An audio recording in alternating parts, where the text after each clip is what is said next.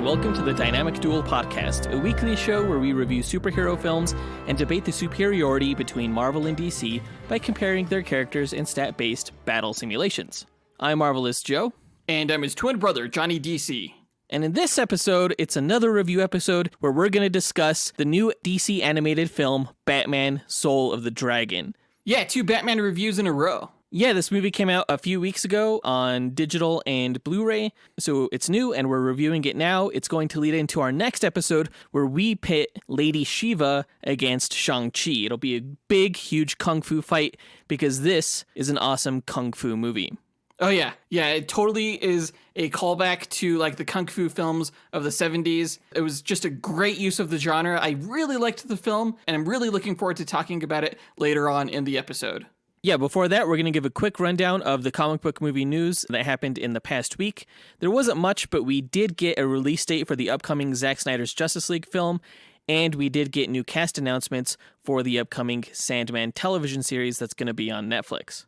As always, we list our segment times in our episode description, so feel free to check out the show notes if you want to skip ahead to a particular topic. Real quick, remember guys that this podcast now has a card game out called Dynamic Duel War, and you can get it by joining us on Patreon. On any one of our tiers, you can find information on how to get the game. If you want to have fun simulating battles between Marvel and DC characters, check us out at patreon.com/dynamicduel or visit dynamicduel.com/war. Just a quick reminder, guys, to please subscribe to our show if you haven't already. And if you have, please help us grow our podcast audience by leaving a quick rating or review on whatever platform you're listening to us on, or by sharing us with your fellow DC and Marvel fans. And with that out of the way, quick to the No Prize. So a No Prize is an award that Marvel used to give out up until the 90s to fans. Our version, the Dynamic Duel No Prize, is a digital award that we post on social media that I personally draw for those who we feel gave the best answer to our question of the week. Last week's question, which tied into the new Superman and Lois television series trailer, was who is your favorite Superman actor of all time and why? We didn't get a ton of answers. It may be because of our new format. It may be because I didn't post the question to Facebook, so people forgot to answer. It's definitely the latter. My bad. But guys, always remember that you don't have to wait for the question of the week to be posted to social media. You can answer it literally whenever. Like even right after we ask it. Yeah. And when I say literally whenever, I mean only within the certain amount of time before we record the next episode. You know what I mean. You guys get it. Right.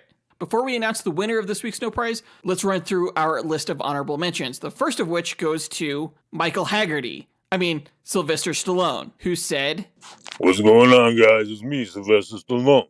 My favorite Superman was Henry Cavill. He had emotions and layers, and he was all good and stuff. He made me cry.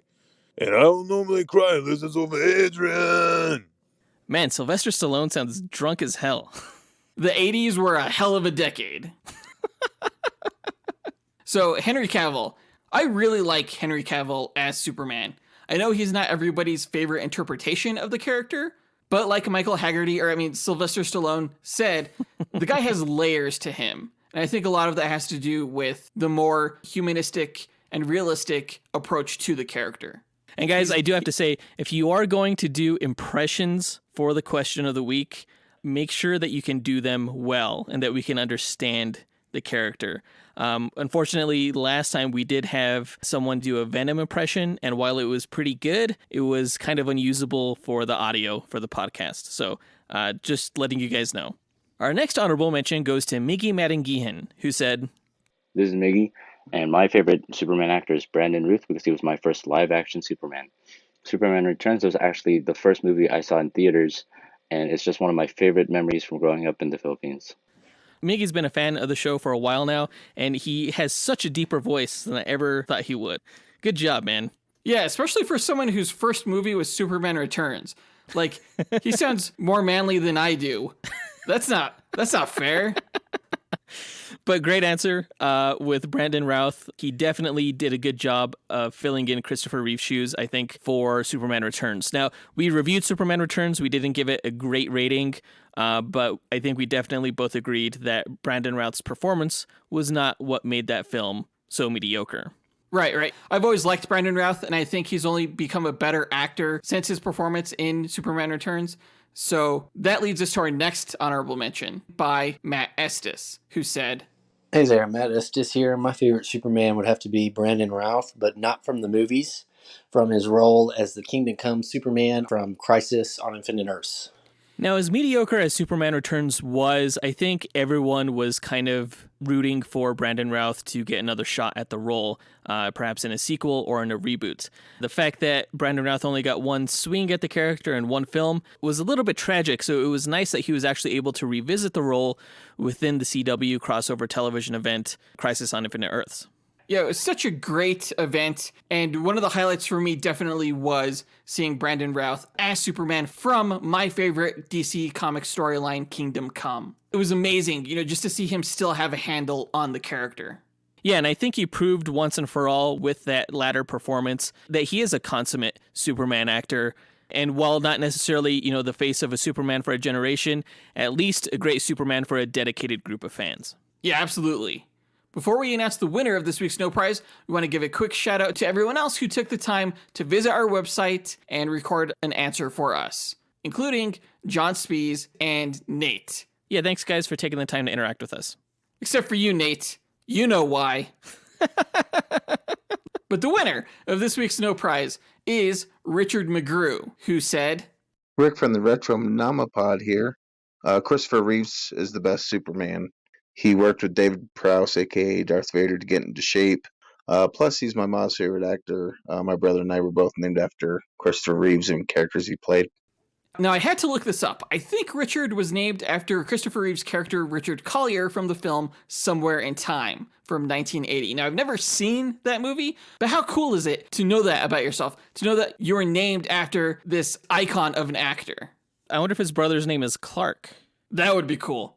I wish that was my name. But yeah, Christopher Reeve is the Superman for multiple generations. Like Richard's mom, like Richard himself. Again, he was just so iconic in the role and really made us believe in his first film that a man could fly. He nailed both Superman and Clark Kent and the differences between the two. And there was a charm about him that's just undeniable. Yeah, I never knew that he trained with David Prowse, the actor who played Darth Vader. That was a pretty interesting bit of trivia. Thanks for that, Richard. Yeah, word to your mother. Oh my God. Congrats once again to Richard for winning this week's No Prize. If you, the listener, want a shot at winning your own No Prize, stay tuned to later on in this episode when we'll be asking another question of the week. With that out of the way, on to the news.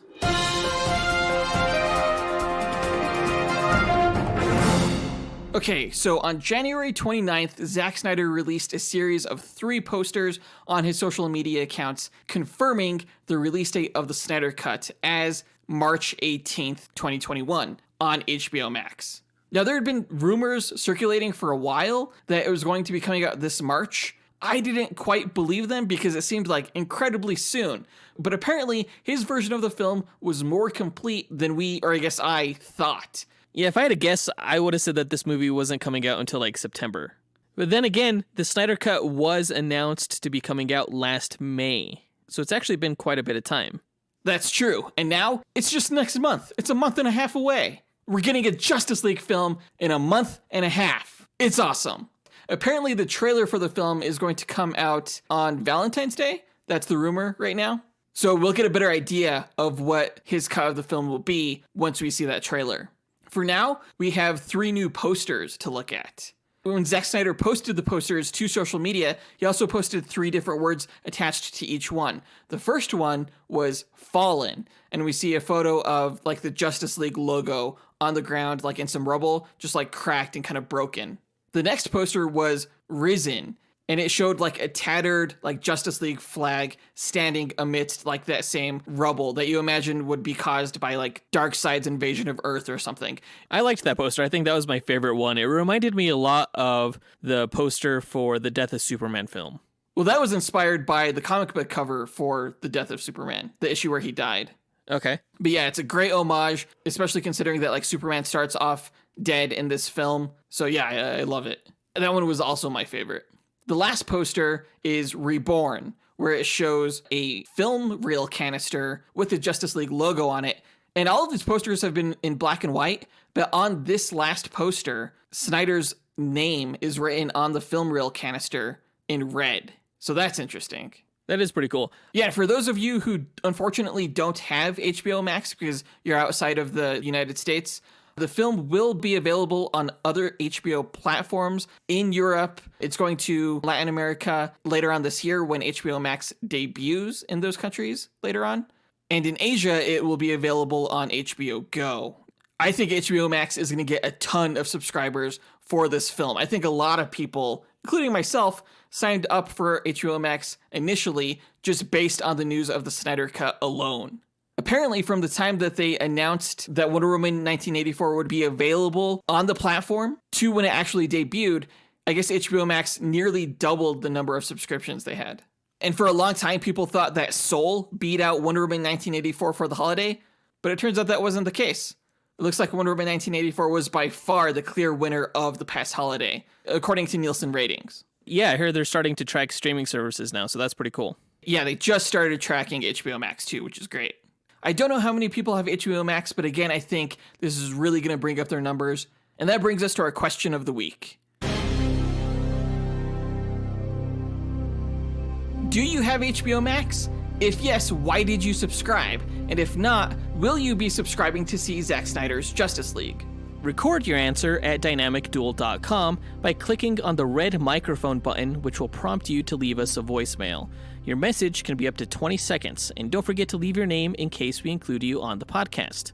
We'll pick our favorite answer and draw that person a Dynamic Duel No Prize that we'll post to social media. Be sure to answer before February 7th. In other DC news, Netflix has announced its cast for the Sandman series, which they're co-producing with Warner Brothers. It looks like Tom Sturridge, who's best known for his role as Lord Byron in Mary Shelley, will be playing Dream of the Endless. Wow. Now, I have no idea who Tom Sturridge is. I haven't seen any of the films he's been in, but I have to say his look is really good for the character. Dream has always had an interesting, long, pale kind of face, and I think that's an apt description of Tom Sturridge. Dream always kind of reminded me of Neil Gaiman, like his look, kind of like a punk rocker from the 80s, with like crazy wild hair. And there's a lot of photos I'm seeing of Sturridge that are just like that. So from a look perspective, I'm really excited about this casting. And also when it comes to Gwendolyn Christie, who has been cast as Lucifer. I loved her character in Game of Thrones, so I'm really excited about this casting. Yeah.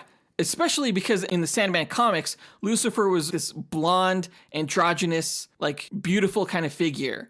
And I think Gwendolyn Christie fits that look a lot better than, say, someone like Tom Ellis from the Lucifer television series. Yeah, it's interesting because they are playing the same character from DC Comics. Right, yeah. I never saw the Lucifer show. I've heard it's actually really good. The trailers I have seen, though, don't really fit my idea of who Lucifer is from what I've read in the Sandman comics. But I think Gwendolyn Christie is a phenomenal actress. I think she's going to nail the role. I think it's really good casting. As is Charles Dance as Roderick Burgess. If you're not familiar with that character, he was like the sorcerer from the beginning of the Sandman series who trapped Dream in like this bubble and kept him trapped there for decades. Another villain of the series, the Corinthian, is going to be played by Boyd Holbrook, who you may know from Logan. Yeah, that's right. He played Donald Pierce in that movie. Also a really good actor. He definitely has the look of the Corinthian, and the Corinthian is super scary. And I think Boyd Holbrook could do a really good job with that character. Rounding out the cast is Vivian and Chiampong as Lucien. And I think that's a gender-bent role. It's Dream's librarian in his world of the dreaming.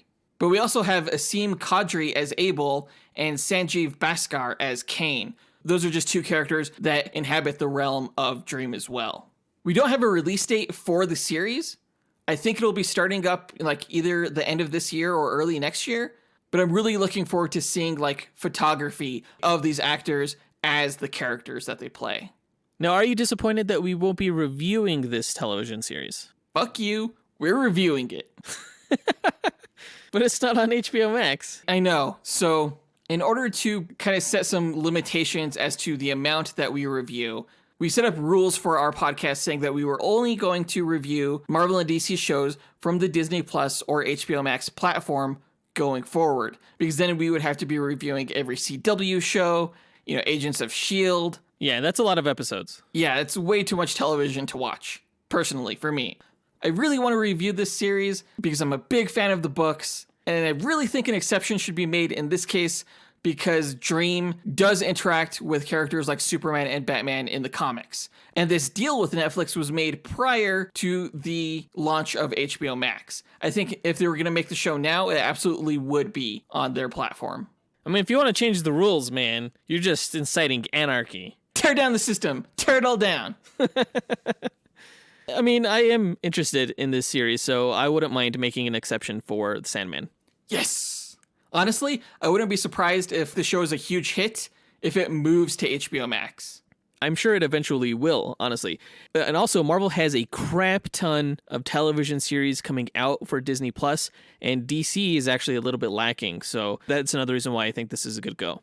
Later on this year, we're also going to be reviewing Titans and Stargirl Season 2 and Doom Patrol Season 3, hopefully. Young Justice, Harley Quinn. There's going to be a lot of DC content that we haven't reviewed before on this podcast that we're going to start reviewing.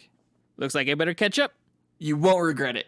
But I think that does it for all the news for this episode, so let's go ahead and get into our main event, where we review the new DC animated film, Batman: Soul of the Dragon.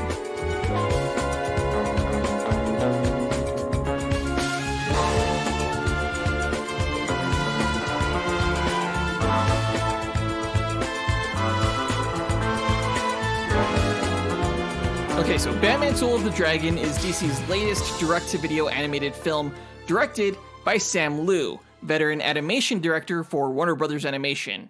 It's a Batman film, but there's actually very little Batman in it. It's more of an ensemble film highlighting Bruce Wayne's past training and classmates, specifically Richard Dragon, Lady Shiva, and Ben Turner. They're kind of obscure characters from the comics, but they're actually a pretty cool martial arts trio that you can learn more about in our Bronze Tiger versus White Tiger episode. Ben Turner is Bronze Tiger. And actually, it was that episode specifically that got me really pumped for this film when it was first announced. I've seen a lot of people online say that they had no interest in watching this film, to which I say, well, that's because you don't listen to this podcast. But also, that's a shame, because this is a damn good movie. I loved every minute of it, and if you haven't seen it yet, I definitely recommend you do, because this is a spoiler review, as all of our reviews are, and you don't want to ruin a really fun movie for yourself by listening to this. Yeah, go see the film and then listen to our review. But first, listen to the Bronze Tiger versus White Tiger episode. Yeah, that was a fun one. Now, this film is a tribute to genre films popular in the 1970s. Blaxploitation, kung fu movies, spy thrillers.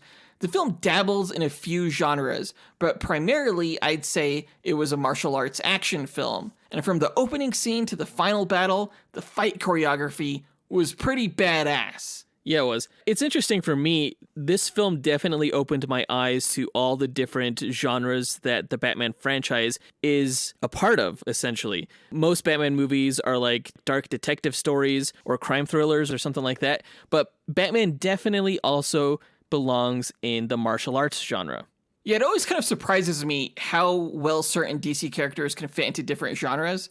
I never thought I would see Batman work in a 70s genre film. But he totally does. And I think that's a testament to how strong the character's archetype is. As long as you stay true to his core, this tragic figure dedicated to justice, then you could put him in almost any genre and it would work.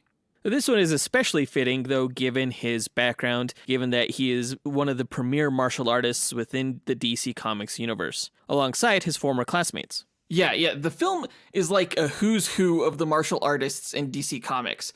But you wouldn't really know what characters they are unless you were familiar with them from the comic books. You of course have his former classmates, Richard Dragon, Lady Shiva, and Bronze Tiger, but O-Sensei's other students were Jade and Rip, also known in the comics as Cheshire and Judo Master, respectively. Oh, I had no idea who those guys were. Yeah, I thought they were exactly. like throwaway. No, there weren't. Okay. Now, the main villain, Jeffrey Burr, was Cobra, also sometimes in the comics known as Lord Naga, though the film never gives him either of those titles. His demon servant, Schlangenfaust, I don't think he's from the comics, at least not under that name. But his other henchmen, the woman and the blind martial artist, those were Lady Eve and King Snake. The sword that Sensei gives to Shiva, Soulbreaker, is, I think, supposed to be the same blade that's wielded by the hero Katana. You know, it's a Muramasa blade that absorbs the souls of those killed by it. But in the comics, it's known as Soul Taker. Nanda Parbat, the Shangri-La type hidden temple where O-Sensei trains his students, that's the earthly domain of the fictional Hindu deity Ramakrishna. And that's the goddess who resurrected Deadman from Justice League Dark. Yep, exactly. Yeah, the whole film is just a treasure trove of these minor DC heroes, villains, artifacts, and locations that all fit together under this badass Batman story in a 70s world that predates like Batman's dark turn. I feel like the whole thing shouldn't work, but it absolutely does. Like, Batman is used a lot in animation to introduce audiences to new characters, like take Justice League Dark, for example, or the Suicide Squad. But this is the most successful attempt at that, in my opinion. At least my favorite attempt. Now, it's interesting, though, in that our theory that this was going to be a new origin story for Batman within a new animated DC universe was incorrect, considering that this movie is actually set in the 1970s and not just inspired by the decade. No, yeah, like in hindsight from the trailers, I should have known that. The animation style of this is very much, you know, in the old Bruce Timm style. It's not like the new computer animated style from Man of Tomorrow. And honestly, I'm beginning to wonder whether or not Man of Tomorrow really was the kickoff to like a new animated movie continuity or not. Maybe it was just a standalone film. And you know, I don't hate DC's like one-off films. Like, I really liked Superman Red Son. I really liked Batman Ninja. I really liked this film. So we'll see how their animated movies continue. They may not end up like, you know, a connected franchise like the way the MCU is. Although this film better have a fucking sequel. That's all I'm saying. We'll get into that later. I really appreciate the story structure to this movie, where it was a series of present scenes and past flashbacks that informed what you were seeing presently. I thought that was really well done and a good example of a successful framed narrative, kind of in the same vein as like the first Deadpool movie. Yeah. It kind of keeps the audience on their toes. You know, like they're looking for clues as to what happened, what's going on, and the movie doesn't give you information until it needs to. I think films like Batman Begins also did that well. I think it's just a good way to tell a story that works really well in film because you could jump around in the timeline and that adds interest. Yeah. Do you think this movie had the best fight choreography out of any DC animated film we've seen thus far? I'm pretty hard pressed to think of something that was as fun and as exciting. Maybe Assault on Arkham or maybe Batman Ninja, but even then I think this film topped those.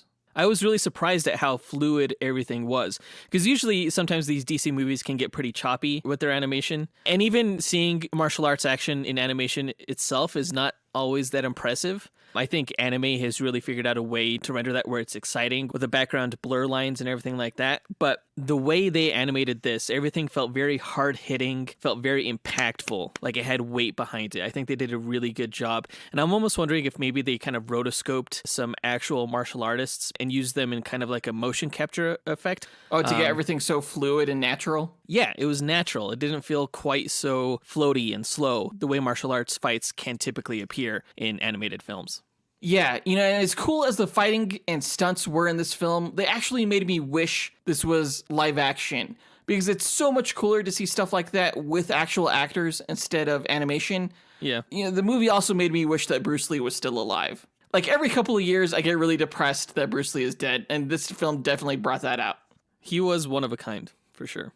One of the more interesting things about the character of Batman is that he's an ordinary man who becomes an extraordinary hero due to his drive and training.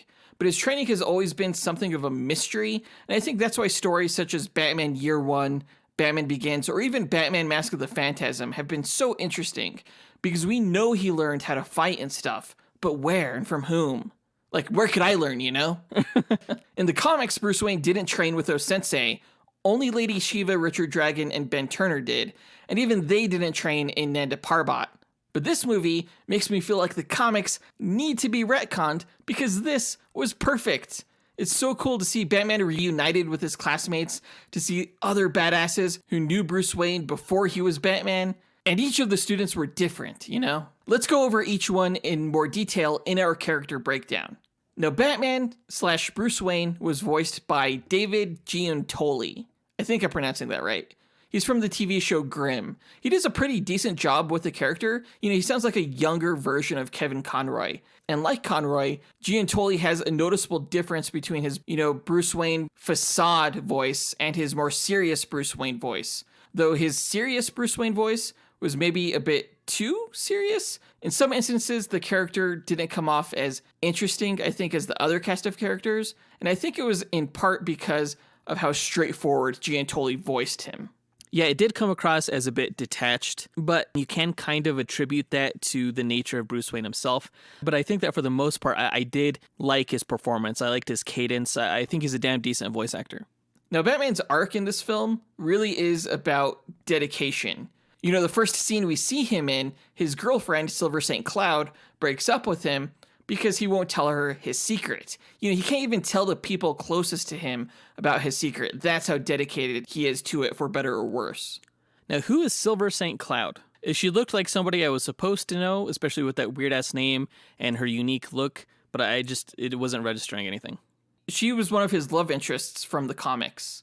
She's not supposed to be a superhero or anything. She was always just, a love interest. Actually, trivia note, she was the first character in the comics that kind of showed readers that Bruce had sexual relations with his romantic partners. No, he doesn't. He totally does. In flashbacks, we see he was driven enough to find Nanda Parbat hidden in the Himalayas, and in probably the movie's most powerful scene, we see a training exercise where he continues to punch a rock, trying to break it long after everyone else had given up. After O-Sensei essentially told him, "Bruce, you're not going to break the rock." Bruce just kept punching it. The lesson is so moving. O-Sensei explained to Bruce that the rock represented evil and that both were eternal. Even if Bruce broke the rock, there would still be pebbles, and if he broke those, there would be sand.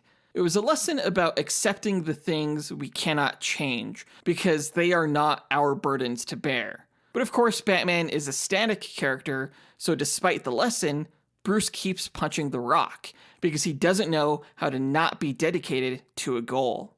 And ultimately, that helps him, because while he may not be as talented a fighter as Richard, Ben, or Shiva, he's able to hold his own with drive. Yeah, it was a good lesson in dedication. It does show the importance of continuously trying to achieve your goal, whether or not you'll succeed. Right, always getting back up when you fall. Those are good lessons all about drive, and Bruce has that in spades. Drive and gadgets. He's definitely the gadgeteer of the group, and they come in pretty handy over the course of the film, whether it was his car or his cape. It gave him an advantage that others didn't have. And that's kind of critical in a super team like this, when each character excels in their own area.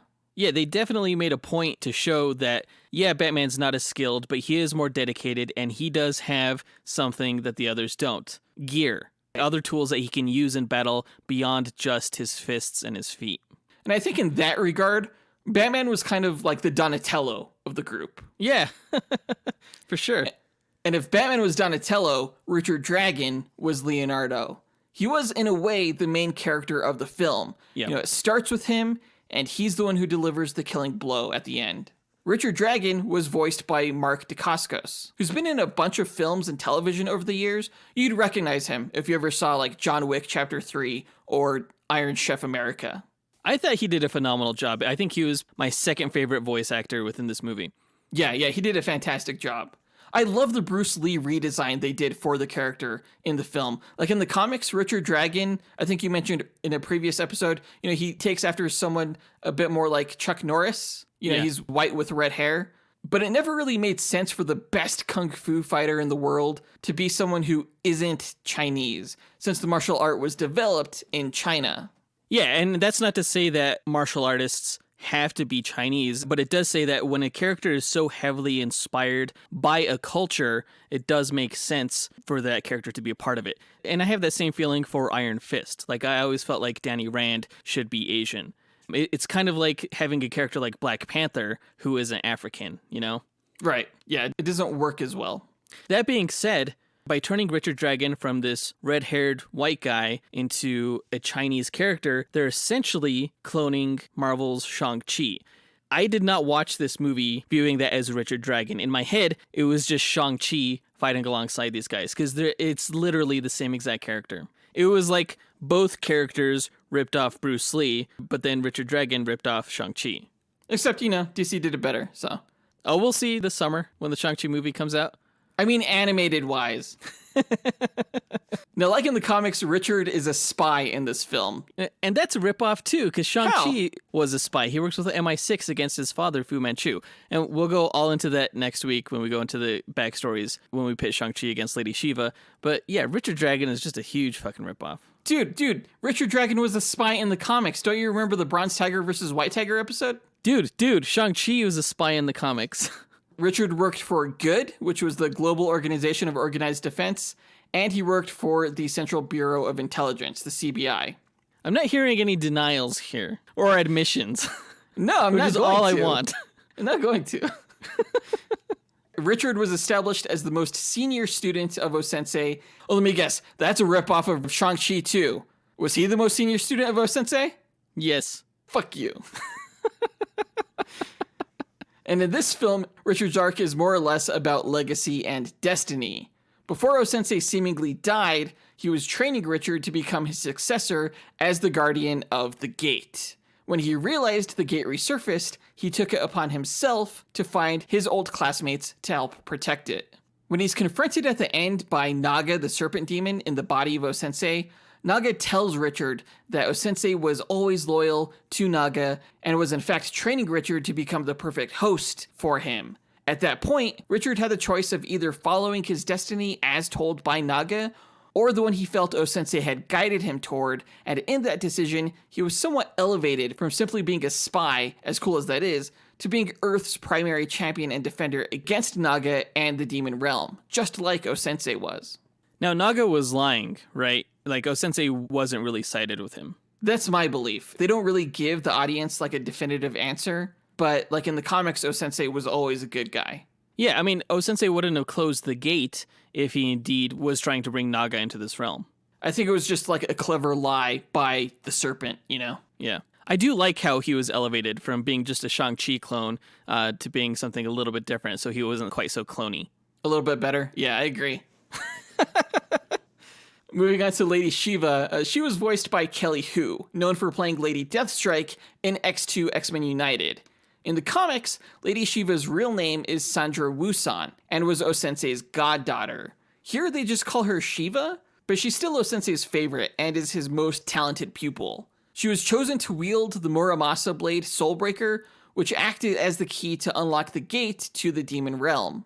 Shiva's arc is all about retrieving the stolen sword and reclaiming her honor. This is probably the coolest we've seen the character in any media outside of the comics. Like, I loved that they made her the leader of organized crime in Gotham's Chinatown. She's always walked the line between hero and villain, so it was cool to see that the reason Batman hadn't taken her on yet was because of their history and him knowing how good and lethal she was. Yeah, that was cool. She was done really well here. I loved Kelly Hu's performance. She was definitely the Raphael of the group. Yes. Because Shiva had just a really no-nonsense attitude about her. She knew that she was the best. She wasn't, like, cocky about it either or anything. She just simply was. Yeah, super confident in her abilities. The way she shoved her hand into people's, like, throats and stomachs like a knife, it was so brutal. I did like her fighting style and how lethal it was. Like, most of the time in martial arts movies, when people are trying to kill each other, they're like throwing fists and stuff like that, which is effective in beating somebody up, but not as effective in stopping a fight for good. You know, you have those like secret kung fu moves that teachers don't like to teach people where you like jab your fingers into their guts and then like rip out their fucking ribs or something like that, you know? Right. It's like hardcore shit. And that's the kind of crazy ass stuff that she was doing. She was going for like these like one-shot kills where she's just jamming her fingers like into your throat and stuff like that. It was really uncomfortable, but it made her kind of scary and formidable. Oh yeah, totally. She was definitely not a playful martial artist, you know, where sometimes you have people like Richard Dragon and Bronze Tiger kind of like showing off a little bit and perhaps having fun with what they're doing. Lady Shiva was not that. No, absolutely not. Yeah, Shiva doesn't fuck around. I'm just wondering if the film is implying that like her violent nature and eagerness to kill may have been like the corruption of the Muramasa blade. Because you're right, she is the Raphael of the group. It did make her like the rebellious foil of the team. Moving on to Ben Turner, aka Bronze Tiger, he was voiced to perfection by Michael J. White, the only voice actor to have played the character in live action. Though honestly, all of the voice cast could have played live action versions of these characters. You know, Michael J. White, Mark Dacascos, and Kelly Hu, they're all trained martial artists. Oh, that's true, yeah. It seems like DC has the most brilliant ideas for movies that should be live action, but, you know, they just don't have the budget or the scheduling or something like that, so they end up turning these really great ideas into animated films. But I really want to see a live action version of this movie with this exact cast. Yeah, me too. Sometimes I wonder if it's really just faith in the material on behalf of Warner Brothers that prevents stuff like this making it to live action. I know it's cheaper to do it animated, but I think some of these stories are good enough to be seen amongst a broader audience rather than just, you know, the direct-to-video market. Mm-hmm. Now, Ben Turner, if you remember from our duel episode with Bronze Tiger, he was just a boy when he witnessed a thief hold his parents up at gunpoint. Kind of like Bruce Wayne, but unlike Bruce, Ben responded by killing the thief with a kitchen knife. The experience left him with a lot of confusion and anger and guilt. The guy has some demons, and his anger gets the best of him, which is apparent in this film. Bronze Tiger's arc has always been about finding peace and channeling his rage into a mission. In this film, his mission was to take down the Cobra cult after they were responsible for the death of O-Sensei. When he made it to their supposed messiah, Jeffrey Barr, Jeffrey was just a kid at the time, and Bronze Tiger couldn't bring himself to kill him. He was defeated, in a sense, and that kind of pacified him. You know, he went home, opened a martial arts school, and over time, forgot all about Cobra. In the comics, Ben was brainwashed by the League of Assassins into becoming their most lethal assassin, killing thousands. They didn't do that here, but Ben did carry around some kind of guilt that he thought he could atone for by sacrificing himself at the end, though that's not really explored. And he was also kind of the jokester of the group, so I'm going to say he was Michelangelo. My favorite scene in the movie with him was actually when he and Bruce got up for seconds of rice, and Bruce ended up taking all of the rice. Ben got offended when Bruce offered to share and then beat his ass. That was a great scene. And I really like how they didn't go the route of Bruce ending up winning just through his persistence. Like, Bronze Tiger kept knocking him down, and then Bruce kept getting back up. In a lesser movie, Bruce would have, like, knocked him out with, like, a haymaker or something like that. Right. But at least in this movie, through their fighting, they found mutual respect for each other. And so eventually, Bronze Tiger was just like, you know what? I like you. Yeah. And he just stopped beating the crap out of him. I think in that scene, it was also kind of moving due to Ben's words to Bruce about how in his poor neighborhood, kids lose their parents every day, but it doesn't make the newspapers. I think that was pretty relevant. Oh, yeah, absolutely. I loved O-Sensei's response to their fight. You know, when Retro Dragon was like, shouldn't we step in and do something? O-Sensei was like, no, they need this. Plus, my TV is broken. O-Sensei was a gem of a character. He was the best character in this movie by far. Yeah. Speaking of O-Sensei, he was voiced by James Hong, famous for playing Lo Pan in Big Trouble in Little China. He's such a great voice actor, and he's perfect in this role. Again, another actor who could have played the role in real life.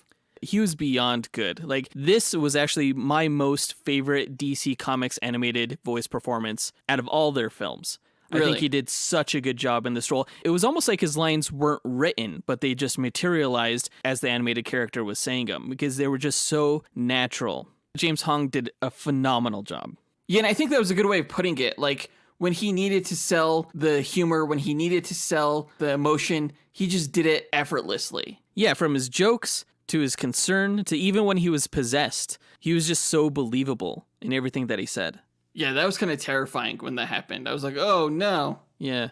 From the first moment we see him, when Bruce makes it to the door of Nanda Parbat, O-Sensei acts as comedic relief in the film, though he's not the only one, like we mentioned. There's actually a lot of funny moments from almost everyone, except for Bruce and the bad guys, I think. O-Sensei introduces us to the world of Nanda Parbat and reveals the stakes of the film in the scene in which he dies to prevent Naga from being unleashed into the world. His death was pretty well set up in the sense that by the time you saw him walking into the gate sacrificing himself, you as an audience member cared about him and understood why his death would be so devastating to his students. Yeah, especially hearing him like get tortured behind the door and everything. Yeah. That was just hard to listen to. That was sad. It was surprising at the end to see his return, especially as a possessed entity that his former students had to fight. It was just good writing, almost poetic. Like, he represented that final test. He was the one that had to be defeated to prove to themselves that they were as worthy as he was. This highly respected, wise, and powerful figure. And really, they were only as powerful as he was together. That was something Go-sensei told them before he died, that they were stronger together. And it was something Richard elaborated on in the end, that together they were the dragon. That each of them, as Go-sensei's students, really were one united force against Naga and the demon realm. I love this team together. Yeah, as good as Batman is alone, he absolutely is so much more when he's with these characters. Because they're all on his level. Right. And now they're all different, so there's probably no way they could always work together if they weren't, working to bring down the cult that took down their master. Uh-huh. But that would almost be fun to see them try. Yeah, I would love to see that. Getting into the plot breakdown, the film opens up with Richard Dragon spying on a crime organization that ran a casino. Richard is caught taking photographs of a mystic gate, and he fights his way out. This scene was heavily inspired by On Her Majesty's Secret Service and The Living Daylights. Some shots were actually pretty much lifted straight from those movies, especially when he parachutes onto the yacht with the girls and says, Dragon, Richard Dragon. Yeah, I think it was pretty blatant. I don't think they were trying to hide that. Yeah, it definitely was an homage, and one that I absolutely appreciated, being a huge James Bond fan myself. Yeah, I love the opening credits. A lot of DC's animated films have animated title openings, and I'm usually okay, I'll sit through this. But this is one of the few that I actually thought worked with what the filmmakers were trying to achieve with the film. It was this James Bond title sequence with the silhouettes and the smoke and the music. The music here, and really throughout the whole film, was really well done. Yeah, they did a great job of capturing all the different 70s feels that the movie would have, from spy to blaxploitation to kung fu. After the opening titles, we're introduced to the main villain, Jeffrey Burr, who cruelly kills a prostitute with cobras. I honestly hate scenes like this, where its only purpose is to show how evil the villain is early on in the film. To me, it's usually the sign of a weak villain. And yeah, the main villain of this film does take a backseat developmentally to the team of heroes, so maybe you need a scene like this, but it's just not fun to watch. Well, it's not fun to watch in the way that exploitation films in the 70s were. And this felt very sexploitation, almost. Not in the sense that there was nudity and stuff like that, but in the sense that it was overt violence against a sex worker, kind of gave it that feel. True. So it could come across as very misogynist, and it is, but it's also an homage to the type of films that they had in those days. That's very true. Yeah, I didn't even think about that. That being said, it was weird. He killed her with cobras, but he was also eating a mouse at the same time. Bizarre. Super bizarre. I think it was just kind of like those James Bond villains have these weird quirks. That was his weird quirk. His snake eyes and his snake fetish and the eating of rats. Yeah, just bizarre. But it was that scene and the scene near the end with the tied up kids in the shipping container that I was like, okay, the filmmakers are going a little above and beyond for us to hate this guy without developing him as a character. It's one of the few marks this film has against it, in my opinion. Yeah, they always say, one of the shortcuts to get an audience to endear to them is to show that character being nice to a child. They're automatically a good guy. And it's also a shortcut if you see them having tied up kids in the back of a truck, that they're automatically the bad guy. And yes, that's the case. Yes, that's true. But again, it's just a shortcut. It's not real development. It's kind of cheating. Getting back into the plot, Richard visits Bruce Wayne at his Gotham City club to get his help retrieving the gate. In a flashback, Bruce recalls his arrival at Nanda Parbat, meeting Go-sensei and his students, Richard, Shiva, Ben, Jade, and Rip. What do you think of Bruce Wayne owning a club? I didn't like it initially. When it first dawned on me that Bruce was the owner of that club, I was like, what? But when Richard showed that he was listening to conversations of the patrons there, kind of spying on them to learn about where things were going down in the city, it kind of made sense. It does kind of cross the privacy barrier, though. I would like to think that Bruce was a better detective than that. Yeah, Batman's always been more of a detective than a spy. And I also was kind of taken back by this element of the story. But ultimately, like you, I did think it worked well. Bruce's club is attacked by a gang of ninjas looking for the Soulbreaker sword, and Richard and Bruce, who dons his Batman costume, fend them off. It made no sense that the ninja gang went to Bruce's club asking for the sword. It was actually kind of a lazy way to direct Richard and Bruce to Shiva, but knowing that she was the sword's caretaker and that the sword was the key to the gate, you'd think that they would have gone to her without help from the ninjas. Yeah, but we want to see action. So That's very true. That was a really cool action scene too. The ninjas looked like they came right out of Mortal Kombat. yeah, I especially like how this fight was very much a straightforward kung fu fight until Bruce became Batman. And like the lights went out and everything like that. And then all of a sudden it was a very different fight. And he was taking him out in a much different way than he was earlier. Yeah, he just kind of like broke the rules of like close quarters combat. He was like, nope, not going to play that game. Going to do something completely different. Yeah. I also loved that Richard loved his Batman costume, Yeah. sort of. He was like, those guys were scared shitless. Yeah. He was like really impressed. That was cool. Yeah. When Bruce and Richard arrive at Shiva's gambling hideout, it's invaded by the Cobra cult, who manage to steal the sword. Bruce, Richard, and Shiva chase after the thieves in Bruce's car in a pretty sweet car chase scene, but the enemy car is carried off by a helicopter. Richard suggests that they recruit Ben. And that was another homage to You Only Live Twice with the car magnet and everything. But this chase scene was so epic. It's one of the best car chases I've ever seen in an animated film, if not the best. Especially the way Shiva went off on her own on the motorcycle. I thought that was really cool. And Bruce's Batmobile, like it wasn't Bat themed, but it had like all the gadgets of a spy film, like The Living Daylights. Yeah, I was wondering if it was the Batmobile or not. Maybe he just tricked out his own personal ride. I have no idea, but it was really cool. I love how Shiva ejected herself out of the car with like the ejector button. She was just like, is that what I think it is? And Bruce was like, Shiva, no! And then it was too late. She's just launching up and then like a badass. She just like kicks that guy off the motorcycle at the same time as she lands on it. It was so cool. I loved that scene. It was so good. I'd watch that scene again, for sure. The car action was just as good as the martial arts action. Yeah, totally. Now, after that scene, the trio meet Ben, who's opened up his own martial arts dojo. Shiva shows him a sword she took from one of the Cobra agents with the Cobra logo on it, and we see a flashback to when Rip killed Jade with the Soulbreaker in order to open the mysterious gate to Nanda Parbat. Rip, we learn, was a secret agent of Cobra, and the gate that O-Sensei didn't like to talk about was a portal to a demon realm that contained Naga, the serpent demon worshipped by the Cobra cult that they were trying to unleash. As Bruce, Richard, Shiva, and Ben fought off the emerging demons that killed Rip, O-Sensei sacrificed himself to close the gate.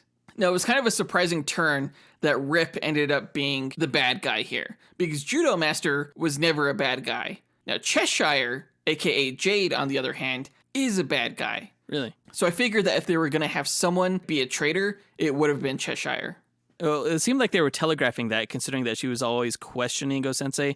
And, in fact, she was there with Rip at the opening of the gate, but it was just as a sacrifice. You're right. Yeah, I think they were trying to set up that she had bad intentions. Yeah, it was a bit of subversion.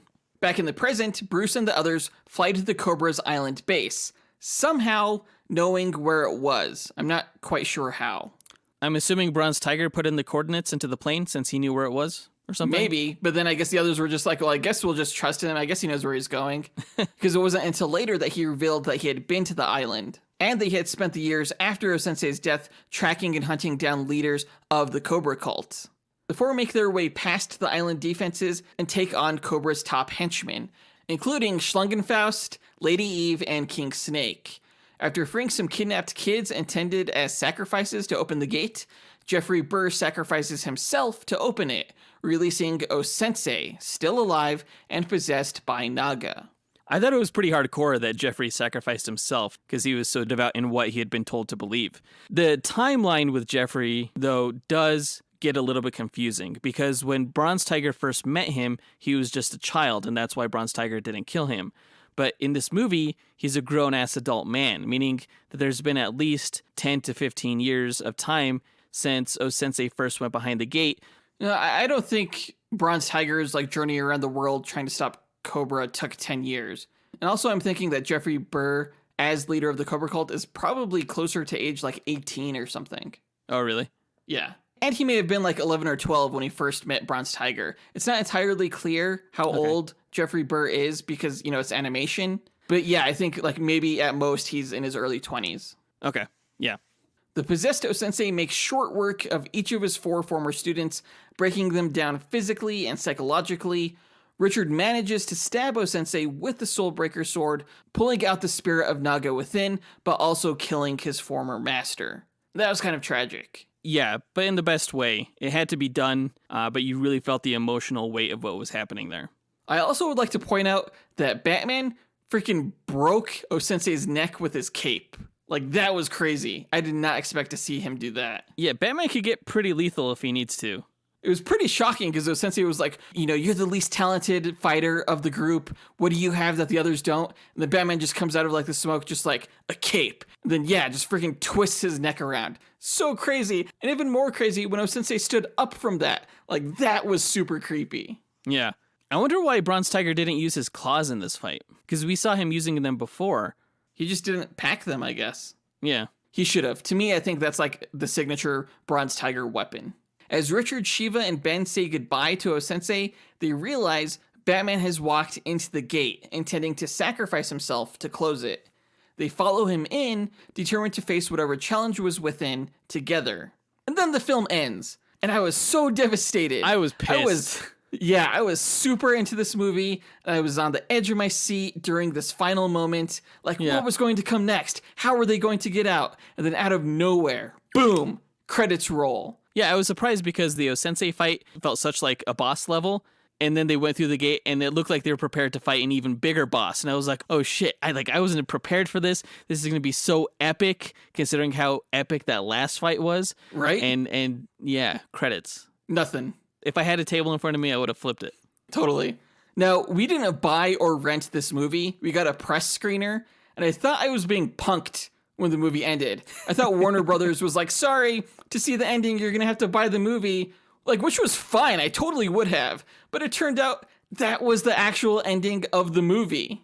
So are they setting up a sequel, or are they trying to be ambiguous as to whether or not the four succeed against Naga? I would be surprised if they were trying to set up like a series of films based on this, but I would love it if they did.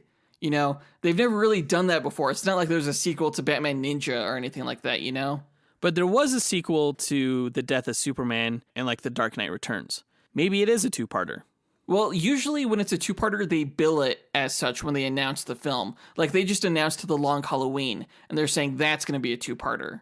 They haven't said anything about that for this film. Well, which is too bad. Really disappointing, because I would love to know how they got out of the gate. If they got out of the gate. Ugh.